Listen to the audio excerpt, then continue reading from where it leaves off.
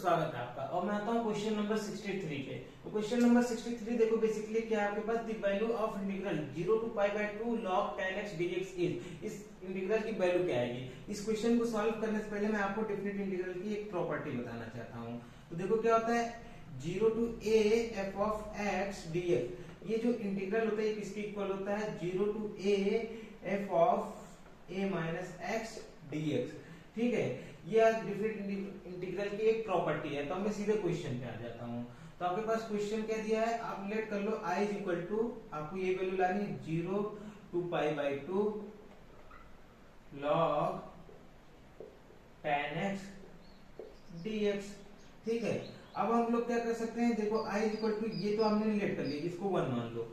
ठीक है, और i की वैल्यू क्या हो सकती है, तो देखो अब हम लोग डिफरेंट इंटीग्रल की प्रॉपर्टी लगाएंगे, 0 टू पाई बाई 2 और उसके बाद क्या होगा, f of a minus x की वैल्यू क्या होती है, वही हो जाती है f of ax log 10 pi by 2 minus x। ठीक है, f of a minus x हमने कर दिया, dx हो गया आपके पास।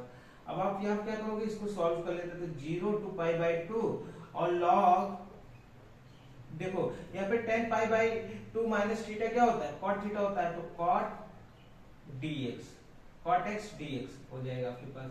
तो ये भी आपके पास i की वैल्यू आ गई, आप क्या मान लो 2 मान लो। अब देखो आप क्या करो, 1 और 2 को ऐड कर सकते हैं हम लोग ना, सिंपली तो ऐड कर लेते हैं। तो 1 एंड प्लस 2 क्या हो जाएगा, 2i इज इक्वल टू, आपके पास यहाँ देखो क्या होगा, limit of integration 0 to pi by 2, ये बाई लीनियर प्रॉपर्टी हम लोग इसको यहाँ किनारे कर लिए। और क्या होता है, दोनों ऐड हो जाएंगे, तो log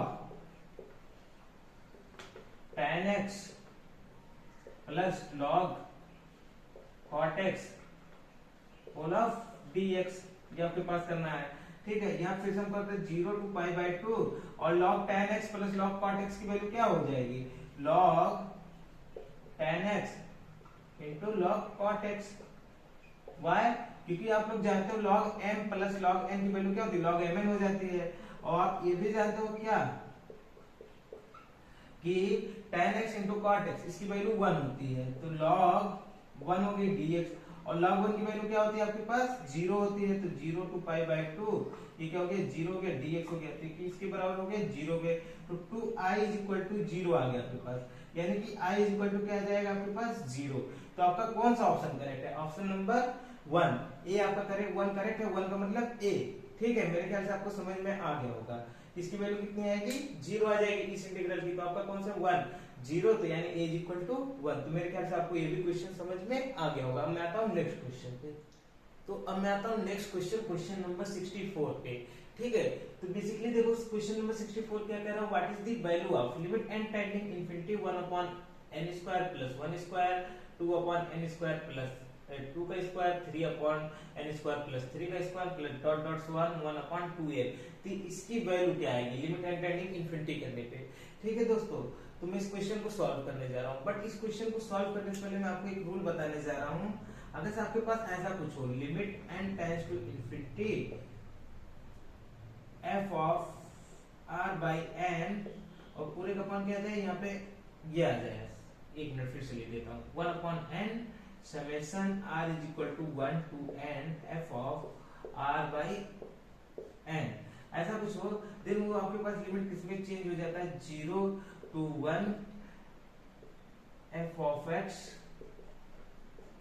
dx। ठीक है, तो अगर आपके पास ऐसा कुछ आ रहा है, limit n tending infinity 1 upon n r is summation r is equal to 1 to n f of r by n is, तो अगर इसकी हमको लिमिट निकालनी है तो ये वैल्यू किसकी इक्वल हो जाती है, integration 0 to 1 f of x dx। और इसको अगर और डीपली आपको पढ़ना हो तो आप बताइएगा, कमेंट कीजिएगा, मैं इस पे भी एक वीडियो बना दूंगा। कि अगर आपके पास ये ऐसे फॉर्म में ना हो, किसी दूसरे फॉर्म में हो, f of a plus h और बाहर आपका h हो, देन आप कैसे इंटीग्रेशन निकालोगे। ठीक है, तो अब मैं आता हूँ सीधे क्वेश्चन के सॉल्यूशन पे आपके पास। तो आपके पास देखो क्या कह रहा है, limit n tending infinity 1 upon n summation r is equal to 1 to n f of r by n। इतने की वैल्यू इसके बराबर होती है। तो पहले अगर हम लोग कोशिश ये करें, अगर इस फंक्शन को हम लोग इस फॉर्म में कन्वर्ट कर लें, देन हमारे लिए थोड़ा सॉल्व करना इजी हो जाएगा। ठीक है, तो सबसे पहले मैं जो आप मुझको फंक्शन दिया वो लिखता हूँ, 1 अपॉन n स्क्वायर प्लस 1 का square plus 2 upon n square plus 2 का square plus 3 upon n square plus 3 का square and plus so on plus 1/2n ये आपके पास है। इसी को आप चाहोगे तो ऐसे भी लिख सकते हो, क्या कर सकते हो यहाँ पे आप चाहो तो इसको कुछ ऐसा लिख सकते हो 1/n। देखो हमको पहले क्या 1/n बाहर लाना है तो 1/n के फॉर्म में कन्वर्ट करने के लिए तो क्या करेंगे हम लोग, इसको ऐसा भी लिख सकते हो 1/n स्क्वायर। पहले आप कॉमन ले लो तो क्या आ जाएगा आपके पास 1 + 1/n। ये देखो ये स्क्वायर बन जाएगा आपके पास, पहला हो गया, ठीक है।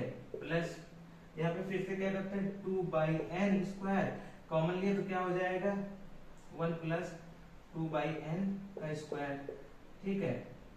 प्लस ऐसे देखो यहाँ क्या है, यहाँ पे भी n स्क्वायर कॉमन लेंगे तो क्या हो जाएगा 3/n स्क्वायर और ब्रैकेट में आपके पास क्या बचेगा 1 + 3/n, ये तो स्क्वायर हो जाएगा, ठीक है। प्लस सो ऑन, प्लस करके अब आप देखो 1/2n है, 1/2n को आप कैसे लिख सकते हो, 1/2n को आप कुछ यूं लिख सकते हो ना, क्या कहते हैं यहाँ ऊपर n लिख दो और नीचे n स्क्वायर कर दो तो देखो क्या होगा, कट के क्या हो जाएगा n से n कट के तो क्या आ जाएगा आपके पास, n से n कट जाएगा तो n आ जाएगा और अंदर आप क्या करते हो 2 से मल्टीप्लाई करना है तो 2 को आप कैसे लिख सकते हो 1 + 1। तो देखो अभी भी ये सेम है कि नहीं 1/2n के इक्वल है कि नहीं है अभी भी है। अब इस 1 की जगह हम लोग क्या करते हैं, ऐसा कुछ करते हैं n/n का स्क्वायर, तो भी कोई दिक्कत नहीं है। देखो आपके पास सेम है ना, आपके पास तब भी ये 1/2n के इक्वल होगी। और ऐसा सब कुछ हम किस लिए कर रहे हैं, क्योंकि देखो सब में अपॉन में n स्क्वायर आ रहा है तो इसलिए n स्क्वायर लाने के लिए कर रहे हैं, जिससे कि 1/n इजीली हम लोग कॉमन भी ले ले, ठीक है। तो चलो ले लेते हैं, तो यहाँ क्या आ जाएगा 1/n अगर हमने कॉमन लिए तो क्या बचेगा यहाँ पे 1/n 1 + 1/n का स्क्वायर, ये स्क्वायर हो जाएगा, ठीक है। प्लस यहाँ पे भी देखो क्या बचेगा, यहाँ पे 2/n बचेगा क्योंकि 1/n तो कॉमन हो गया, एक n बाहर निकल गया है, इनटू क्या हो जाएगा 1 + 2/n का स्क्वायर प्लस यहाँ पे क्या हो जाएगा 3/n 1 + 3/n का स्क्वायर, ठीक है। प्लस सो ऑन, यहाँ पे क्या बचेगा आपके पास n/n और ब्रैकेट के अंदर 1 + n/n का स्क्वायर सो ऑन।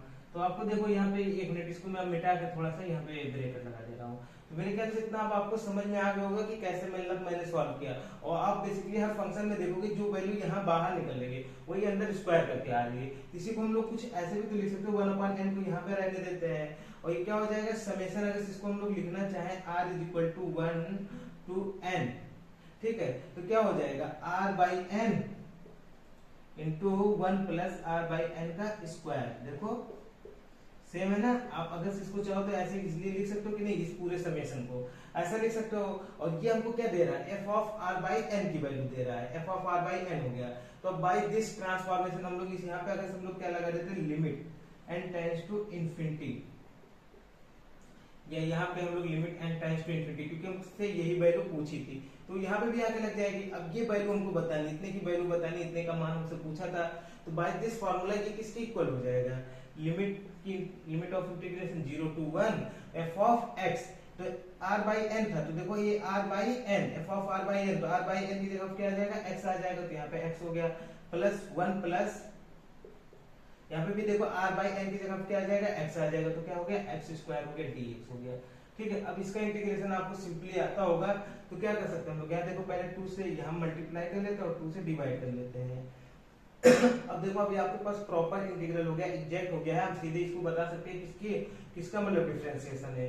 तो इसको हम लोग ऐसे लिख सकते हैं 1/2 log 1 + x²। देखो इसका डिफरेंशिएशन करोगे आपके पास यही फंक्शन आएगा, ठीक है। और लिमिट ऑफ इंटीग्रेशन 0 to 1, ठीक। तो यहाँ पे आंसर लिख दो, इज इक्वल टू आपके पास क्या आ जाएगा, देखो जब x की वैल्यू 1 यहाँ पे x की जगह पे 1 रखोगे तो क्या होगा आपके पास 1/2 log 1 + 1 का स्क्वायर माइनस, अब यहाँ पे 0 के लिए क्या हो जाएगा 1/2 log 1 + 0, ठीक है। ये पहले देखो क्या हो जाएगा 1/2, ये log 2 हो गए, ठीक है, माइनस यहाँ पे 1/2 log 1, log 1 की वैल्यू क्या होती है आपके पास, ये वैल्यू किसके इक्वल होती है 0 के, अगर ये 0 होगी इसमें से सब्ट्रैक्ट होगा तो क्या आ जाएगा आपके पास लास्ट आंसर 1/2 log 2। तो मेरे ख्याल से आपका कौन सा ऑप्शन करेक्ट हो गया, तो 1/2 log 2, तो ये कौन सा ऑप्शन दे रहा है 2 का मतलब बी वाला आपको, ठीक है, तो मेरे ख्याल से आपको ये समझ में आ गया होगा। ठीक है दोस्तों, तो अब मैं आता हूँ नेक्स्ट क्वेश्चन पे।